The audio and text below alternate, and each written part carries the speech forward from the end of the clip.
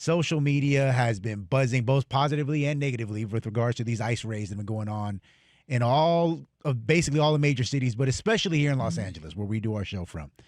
And earlier on Thursday, after days of silence, basically, the Los Angeles Dodgers finally, I guess, engaged because they announced on their social media that ICE agents attempted to enter Dodger Stadium for reasons that are still unknown up to this point, and Dodger security said no. They blocked them. Since then, Department of Homeland Security and ICE representatives in LA have said that that is not true. We did not have anybody stationed there, even though there is video and photographic evidence that shows there are some ICE Border Patrol individuals right there. It just kills going up me. to the stadium. You know what I mean? Like, oh no, that we didn't do that, and then they got the video of it. Mm-hmm. Like this is why you need the media. Every time people talk about seriously, like that, this is why. Because if you just go by the government's recollection, that's what they would tell you, and you have to. This is where the difference between this country and so many others. Oh, that Freedom never of happened. press. Yes. Oh, that never happened or whatever. This is why you hope and pray for, fair and impartial news. Just You for giving do. you straight You facts. do. I'm not trying to lean your left, right, up, down. I'm just telling you what it is. So, guys, the Dodgers are expected at some point today, I don't think we've seen it yet, to announce a plan to assist the immigration community impacted by these raids going on here in Los Angeles. And as a result, if you look at the Dodgers social media pages, there is a war going on, for lack of a better term, between two sides. Mm-hmm. Those that are saying, thank you, Dodgers, for getting involved and finally standing up for your community here in Los Angeles. And those that are Dodger fans who are now saying, we are former Dodger fans because you are stepping yourselves into a social political issue. It has happened from the beginning of time. Mm-hmm. We're part of a society. You can't just sit by and act like, and act like nothing's going on. This has happened forever. And I do believe that your responsibility, no matter what you are, is as a human being first. And if something really affects you and the people around you, and you have some sort of influence, I'll tell you a story. Willie Horton, story in Detroit. Mm-hmm.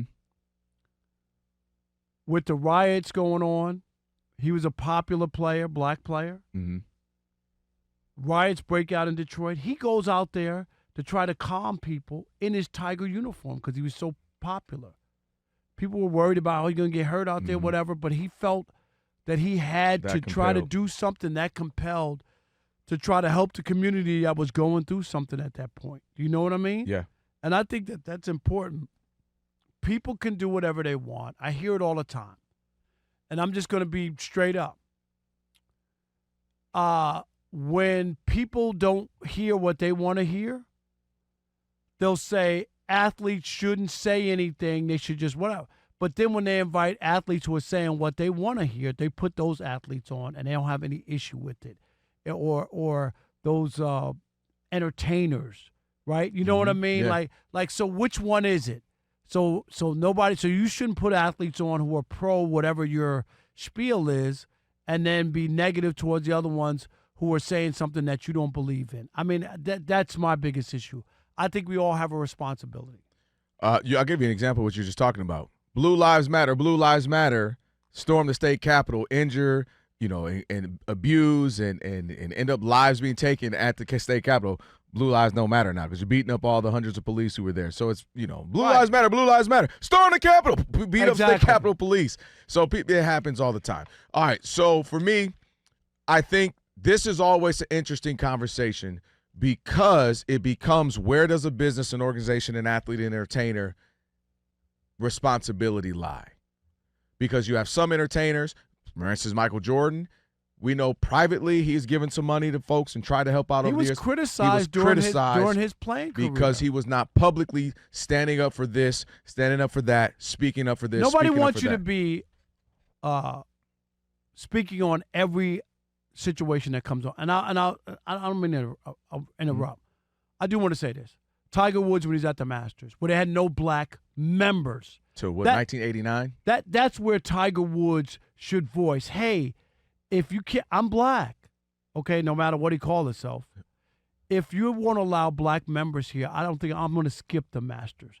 That's how you force change. Coupled with that, you and I have talked about this off air, knowing what he went through. Right. Walking into clubhouses, you're not allowed to be in here. Don't you remember, was it Fuzzy Zeller said they've got fried chicken and collard greens and watermelon they're serving? 100%. This is what was going on. And so knowing what you dealt with, you would think you would have this ambition to speak up and be a part of change, which is why. But here's the why some people don't, Rob, and ultimately why they become heralded and praised later. Everybody loves the fuzzy, warm story of Muhammad Ali. You know it wasn't like that. He went through hell standing on business. He went through hell standing on what he believed in, standing up for his community, telling y'all want me to go injure and kill black and brown people in Vietnam when I can't get treated, my people can't get treated right here fairly. People hated him, bashed him. Who does he think he is? All this death threats. And then, yes, 20, 30 years, oh, we love Muhammad Ali. Happens all the time. He lit the Olympic torch. He lit the Olympic torch in 96. Bill Russell stood on business. People hated him. To his death, he had a love-hate relationship with the city of Boston, not the Celtics. He loved his team. But he said the way they treated him? The way that city treated him, coming home, the feces spread all over his house broken in, death threats to his family, the city of Boston.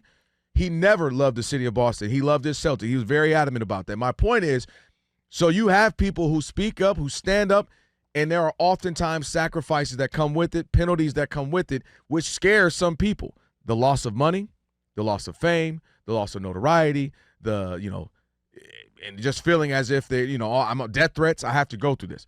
But then you get the other side of people who say, I'm just going to, go out there and play. And I can understand feeling like, why do I have to speak up? And oftentimes what happens in these big issues, these big matters, especially here in the States, it always falls on the black athlete to have to speak up. Hey, Kareem, Lou Alcindor in 68. Hey, Bill Russell. Hey, Muhammad Ali. Hey, LeBron. I understand that because we're the minorities.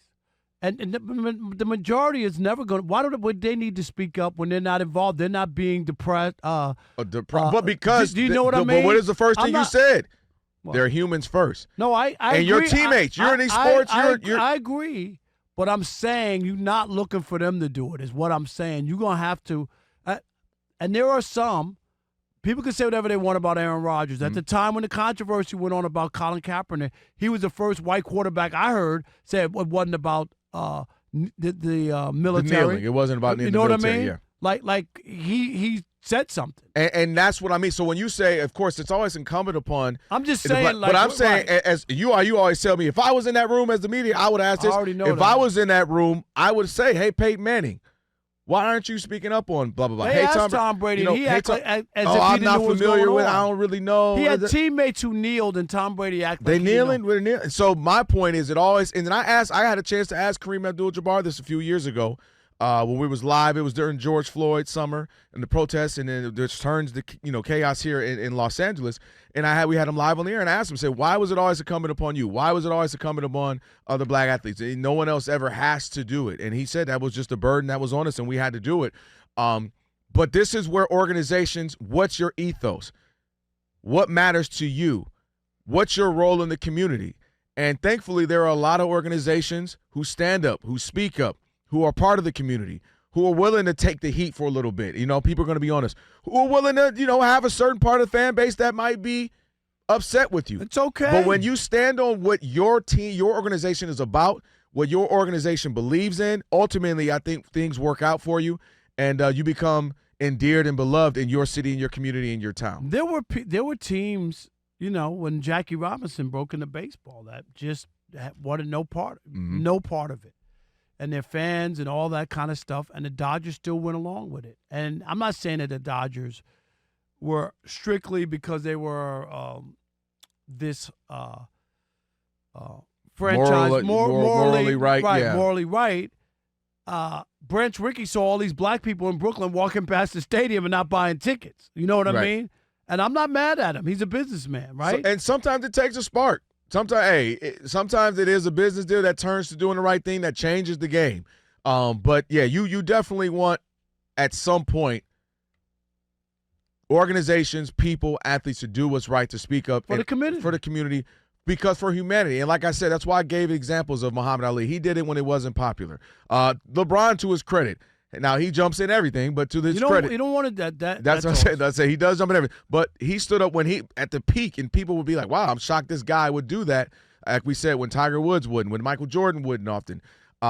Billie Jean King, there's just people who have been about standing on things that matter, standing for the good of humanity, standing for the good of people, and you love to see it because it costs people. It's going to cost you something. You got that, but that's life. Like there's a sacrifice. You have to give to get. 100%. I've said it a million times. People don't understand that. The oppressors are not going to just go, oh, you know what? We just figured it out, man. This is wrong. Here you go. No. And you got to pressure. Baseball players, how'd they get their big deal with Hey, we want a deal. Yeah. No, okay. we want a deal. No, yeah. Okay, you know what? No World Series in 94. Okay, now what they get? They got a deal. And now they have the best union. NFL doesn't have a good union. You know why? Because they refuse to stop the money. You have to have a sacrifice. Be just having a conversation, Rob and I, about sports figures and your thoughts on if they need to speak up, sports teams, organizations, do they need to do anything when it comes to social justice matters, community matters, or are they kind of just, hey, we're in it for business? Your thoughts, 877-99 on Fox. All right, how about George in Maryland? You're on the Odd Couple Fox Sports Radio. What's up, George? Good evening, gentlemen, and I want to congratulate you both for what you're addressing right now because instead of sticking your head in the sand thinking it's all going to go away, you're doing the right thing. We appreciate it. We got it, George. You know what? We got to talk about it, and we're not going to be afraid to talk about certain stuff. You're not. I know that. I listened to you, and I listened to you and your predecessor, the other fellow that Chris, who went to Oberlin College. Yes. I just get a kick out of the show. You weren't here in where I live in the Eastern Shore when I first moved here. They were doing local. Oriole Farm Team here in Salisbury was broadcasting at night, and that changed with the new ownership and all, but you picked up Fox. And I heard about Robert Parker, and I said, oh, this will be interesting. A guy who knew something about wine is going to talk about sports. That's right. But that was you. Yes. And I thought it was so funny. But I got to say a few things to you because I'm 85 years old. I played college basketball in the 50s, and we played up at Seton Hall and St. Pete's and up that way in New York against different teams up that way. And I played ball at Loyola in Baltimore. Okay. But things are so segregated. But the playgrounds weren't. But everything else was. And it was an awful world to be raised in a sense, and yet it was a good world because everybody looked after everybody in the neighborhood. And we're missing that with these phones and all. I think the discussions that have been made on the air on your station has been interesting. And some people are ducking and hiding on it because I think they're afraid of losing their job. And maybe they have a big mortgage, they got kids to feed and all that stuff. Parker, you're a little footloose and fancy free, but you've been through it. I've been through it several times myself, but I raised a family, and I'm old. No. My time's finished. Listen, but you got to keep talking about it. Thank you. I talked to a 94-year-old woman today, and we had a great discussion because I called. I sent a message to her son, and everybody I knew that was of color yesterday got a message from me to enjoy their holiday today. Yeah, that's beautiful, man. Everything's swept under the carpet, and that's wrong. We have to face this thing. We're all human. We got to deal with it. Absolutely, you got to deal with it. Yep. You just can't. And appreciate the Yes, call. thanks, He sounds George. great. Say 85. He sounds great for 85. Yeah, and we appreciate that. By the way, man, since I've been on this show, you and I have had no problem talking about things that we enjoy that, and we trust our listeners enough that they can join in. They don't have to agree with us, but we can have an educated and an informative conversation respectfully. No doubt. Let's squeeze one more in. Andre from Massachusetts. You're on the Odd Couple Fox Sports Radio. What's up, Dre? Hey, how you doing? Thanks for taking the call. Yeah, the educated and informed conversations, that's how you increase the body of knowledge. That's how you add surplus value, so people can expand their understanding, and then that's where you can have the connection. But in terms of athletes, I'm of the opinion they do need to speak up, and they do need to walk point, because that's the legacy, frankly, of the African-American and the minority athlete in the United States of America. Rob, this goes all the way back to Rube Foster with the Negro Baseball League, which was one of the largest African-American businesses in the world. And before Branch Rickey came in with his ideas for, yes, integration, but then also taking away some of the economic power. And I'll conclude with the legacy also includes, if you want to talk about Bill Russell, you want to talk about Jim Brown, you want to talk about Kareem Abdul-Jabbar, let's go back to the Cleveland Summit, where they surrounded Muhammad Ali and said, you know something, we're going to support him. Because what he's talking about is more than patriotism. There are certain systemic things that need to change. That's what his real message is. And we, as prominent African-American and minority athletes, are not going to allow him to be pushed to a side, are not going to allow what he's trying to accomplish to be misrepresented. So the new generation, if you want to affect change, as so many athletes do, because they come from underprivileged communities, the legacy is you got to be out there walking point, and then people will see that leadership and support you. Thanks for taking the call. No No doubt. doubt. Thank you, Dre. Thank As you. always, appreciate it.